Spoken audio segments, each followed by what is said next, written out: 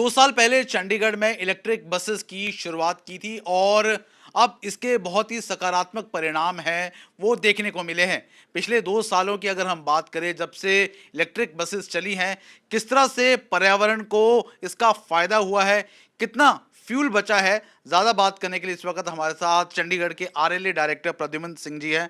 प्रद्युमन जी, अगर हम बात करें इलेक्ट्रिक बसेस की शुरुआत है वो चंडीगढ़ में 2 साल पहले हुई थी। किस तरह के सकारात्मक रिज़ल्ट्स वो देखने को मिले हैं? देखिए, बहुत सकारात्मक रिजल्ट देखने को मिले हैं। अब तक हम इलेक्ट्रिक बसेस पे 1 करोड़ से अधिक किलोमीटर ट्रैवल कर चुके हैं, जिसके तहत हमने लगभग 20 लाख लीटर डीज़ल जो है उसकी खपत को रोका है। और कार्बन डाइऑक्साइड एमिशंस की अगर मैं बात करूं तो 54 लैक्स से अधिक हमने कार्बन डाइऑक्साइड एमिशंस को रोका है।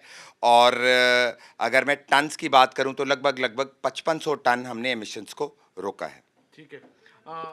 सर, हमारा जो प्लान था चंडीगढ़ का कि इलेक्ट्रिक बसेस है लगभग 350 जो डीजल की बसेस है उसको जल्दी इलेक्ट्रिक बसेस में कन्वर्ट करना है। कब तक ये बसेस है कन्वर्ट हो जाएगी और फिलहाल इसको लेकर आगे किस तरह से के कदम है उठाए जा रहे हैं?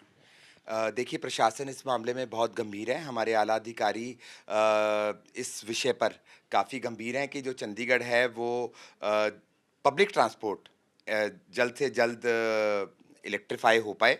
इस साल अगर मैं बात करूं तो हमारी 100 बसेस का टेंडर भारत सरकार द्वारा फाइनल कर दिया गया है, जिसमें पीएमआई कंपनी की बसेस 100 बसेस वो यहाँ पर उपलब्ध होंगी। और इस साल वो 100 बसेस और इन 80 से अलग हमारी सड़कों पर दौड़ेंगी। ठीक है। आपने कहा कि लगभग 54,000 जो टन है CO2 54 emission, lakh. 54 lakh ton emission है वो रोकने को कामयाब हुए पिछले 2 सालों में। सर, आपको लगता है कि इलेक्ट्रिक बसेस है वो आने वाला फ्यूचर है और कहीं ना कहीं जिस तरह से इमिशंस कार्बन डाइऑक्साइड की बढ़ती है उसमें रोकने में कारगर साबित हो रहा है? बिल्कुल, ना केवल इलेक्ट्रिक बसेस बल्कि इलेक्ट्रिक वाहन मैं कहूँगा कि वो भविष्य है, क्योंकि जो पॉल्यूशन एट सोर्स है उसको ये बिल्कुल ख़त्म कर देता है। और चंडीगढ़ पूरे भारत में सबसे फास्ट गति से इलेक्ट्रिक की तरफ बढ़ता हुआ, ट्रांसपोर्ट की तरफ बढ़ता हुआ शहर है। और हमारा प्रयास है कि इस गति को और तेज़ किया जाए। ठीक है। पूरा चंडीगढ़ में जो तमाम तरह की जो फ्लीट है जो अभी चल रही है, कब तक पूरी तरह से इलेक्ट्रिक हो जाएगी बसेस? कब तक का प्लान है, प्रपोजल कब तक का है? देखिए, हमारे माननीय सेक्रेटरी साहब, एडवाइज़र सर, मैंने जैसे पहले बताया, बहुत इस विषय पर गंभीर हैं। हमारे गवर्नर साहब बहुत इस विषय पर गंभीर हैं।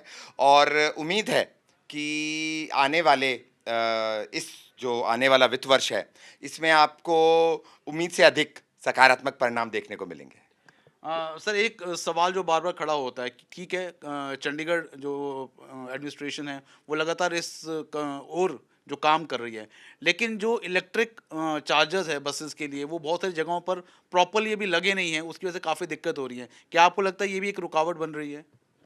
नहीं, देखिए, उसके लिए भी प्रशासन अपने स्तर पर बहुत ही वॉर फुटिंग पे काम कर रहा है। परंतु मैं यहाँ बसेस का बता सकता हूँ कि हमारा जो चार्जिंग इंफ्रास्ट्रक्चर है वो पर्याप्त है। अभी भी हमारी 80 बसेस चल रही हैं। हमारा दोनों 17-43 डिपो में, 25 सेक्टर हमारा जो डिपो है वहाँ पर, पीजीआई में, हर जगह हमारा चार्जिंग इंफ्रास्ट्रक्चर दुरुस्त है। और ये जो आने वाली बसेस हैं ये जब तक आएंगी उससे पहले इनका इंफ्रास्ट्रक्चर इन प्लेस होगा।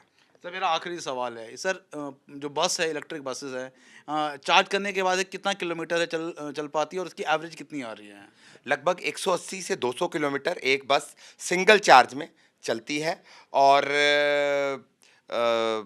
लगभग हमारा जो रूट प्लान है वो इसी के अनुरूप है, 180 टू 200। तो लगभग एक चार्ज में वो अपने पूरे दिन का सफ़र तय कर लेती है। बिल्कुल। तो ये थे हमारे साथ प्रद्युमन जी जो डायरेक्टर है आरएलए के।